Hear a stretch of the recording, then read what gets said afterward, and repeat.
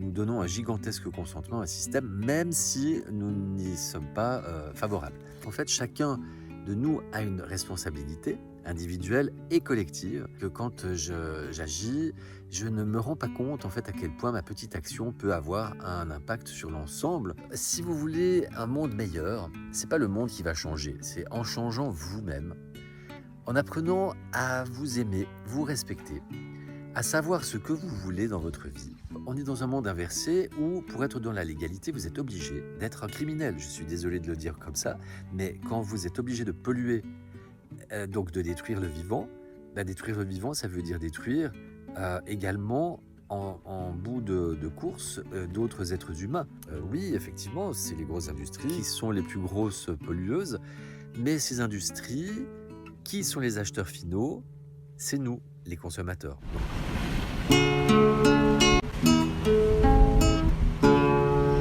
Les petits passages.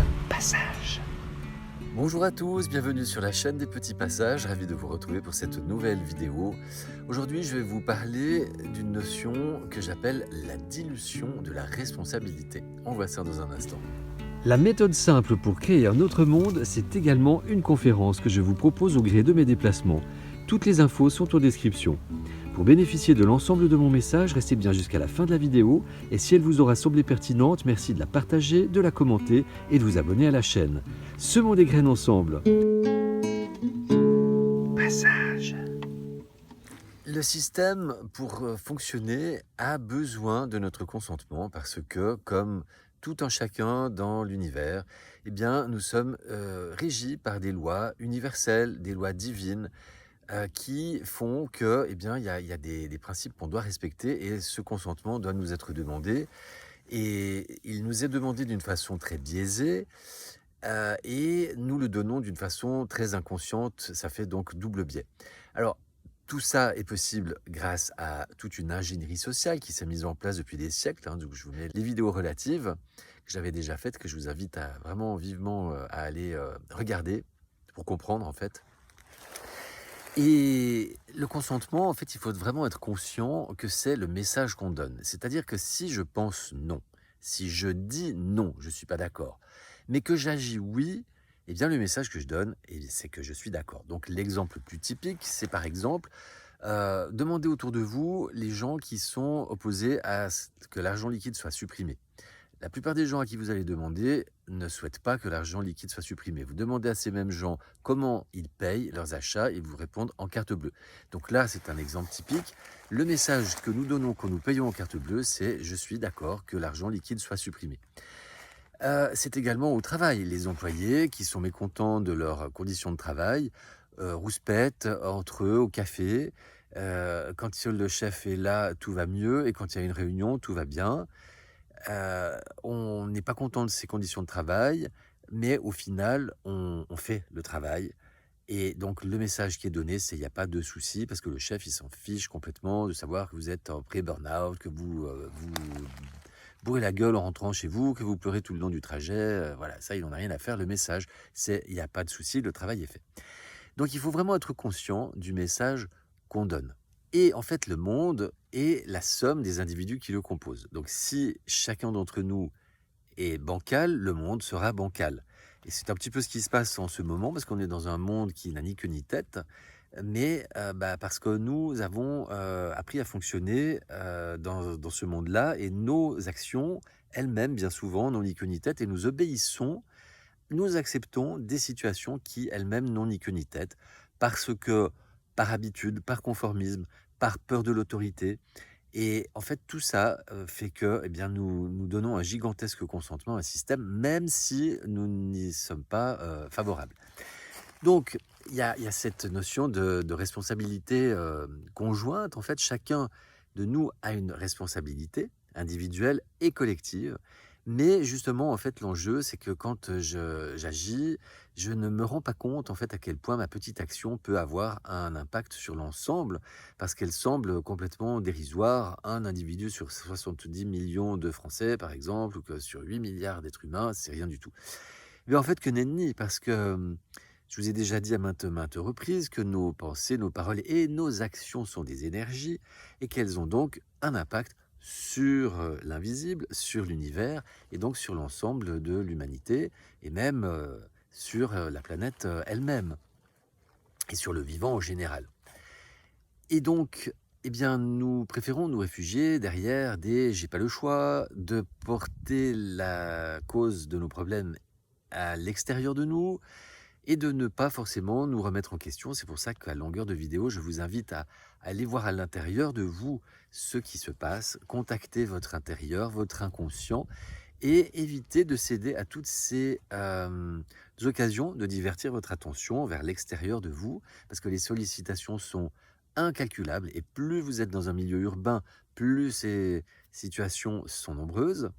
Mais voilà, je vous invite vraiment à faire ce petit travail, parce que dans notre inconscient, il y a tout, il y a toutes les solutions, il y a également toutes les causes de nos problèmes. On pense que c'est à l'extérieur de nous que les causes se trouvent, les responsables, mais nous sommes responsables de nos vies, en fait. Alors, au début, ça peut paraître un petit peu abstrait, parce qu'on n'a pas été habitué à fonctionner comme ça, mais je vous invite vraiment à réfléchir à toutes ces questions, à réécouter au besoin cette vidéo plusieurs fois, et à écouter toutes les autres vidéos qui parlent du sujet. Parce que si vous voulez un monde meilleur, c'est pas le monde qui va changer, c'est en changeant vous-même, en apprenant à vous aimer, vous respecter, à savoir ce que vous voulez dans votre vie, que vous allez pouvoir, sans faire grand-chose finalement, le monde va se créer autour de vous, parce que vos fréquentations vont changer, vous allez vivre des situations qui sont plus proches de vos aspirations. Plus vous êtes authentique, plus vous êtes aligné également, plus le monde va devenir fluide autour de vous, et ainsi va se créer, sans probablement même que vous vous en rendiez compte, ce nouveau monde, ce notre monde dont vous rêvez. Parce que en vous associant avec d'autres êtres qui vibrent sur la même fréquence, qui ont les mêmes aspirations, qui ont envie de se serrer les coudes, de mettre en commun les compétences, les ressources. Ça ne veut pas forcément dire habiter tous ensemble, collés, voilà. Le collectif, c'est pas forcément collectif d'habitat. Et ça, c'est très important de le comprendre. Et même quand on parle de collectif d'habitat, il y a beaucoup d'images et d'idées préconçues par rapport à ça. Beaucoup de gens ont l'image de la colocation, où on est dans un petit endroit, un petit peu entassé, où on a très peu d'intimité. Mais le collectif, c'est pas forcément ça. Ça peut être une grande maison, oui, mais ça peut être également un terrain où chacun a un espace sur ce terrain suffisamment grand pour vivre dans un habitat qui peut être un camion aménagé, une yourte, une tiny house, une tente, une cabane. Voilà, il y a plein de possibilités. Alors, tous ceux qui, en entendant cela, seraient tentés de dire oui, mais c'est pas légal. Alors, effectivement, il y a beaucoup de lois qui mettent les bâtons dans les roues pour ce genre de vie, ce mode de vie. Mais je vous rappelle que ces lois sont faites par des gens qui sont des imposteurs, qui sont mal élus et de façon pas démocratique, que ce sont les premiers à ne pas respecter ces lois, que ces lois sont interprétables par un juge, le même délit en fonction de qui vous êtes. Si vous êtes un homme politique ou une femme politique haut placée ou un gueux sans dents, vous n'allez pas subir la même peine. Et elles ne sont même pas constitutionnelles la plupart du temps. La Constitution est bafouée à longueur de temps. Et vous, on vous demande de respecter ces lois. Donc, regardez ma vidéo sur la désobéissance civile, où je vous démontre que la légitimité l'emporte sur la légalité, et que la désobéissance civile elle-même est légale et constitutionnelle.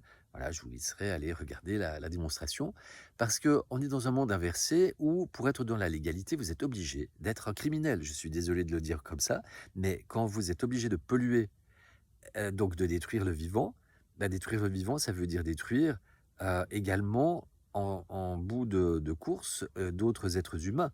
Parce que si vous contribuez par exemple à la destruction des abeilles, qui sont indispensables pour la vie des humains, eh bien, vous, indirectement, contribuez à l'extinction de l'humanité. Donc, c'est pour ça que je vous invite à chaque fois à mettre de la conscience sur les conséquences de vos actions. Une fois que vous avez reçu une information sur un sujet, il n'est plus possible de dire « je ne savais pas ». Par contre, une fois qu'on le fait tout en sachant les conséquences, on agit en âme et conscience. Et c'est pour ça que c'est très important, le mot conscience, de prendre conscience d'une autre réalité du monde qu'on ne vous a pas donnée depuis que vous êtes tout petit, et après prendre conscience des conséquences de vos actions. Donc la dilution de la responsabilité, bah, c'est simplement, se dire que, bah, c'est pas moi, c'est l'autre, que ma petite action n'a aucun impact. Parce que quand il s'agit de pollution, par exemple, ou de nourrir le système, oui, effectivement, c'est les grosses industries qui sont les plus grosses pollueuses. Mais ces industries, qui sont les acheteurs finaux? C'est nous, les consommateurs. Donc en modifiant nos habitudes de consommation, eh bien, nous agissons indirectement sur la pollution et nous arrêtons de nourrir ce système qui s'éteindra ainsi de lui-même. Voilà, merci de votre attention. Si cette vidéo vous a semblé pertinente, merci de la partager, de laisser des commentaires et de vous abonner à la chaîne. Je vous dis à tout bientôt. Prenez soin de vous. Je vous aime. Les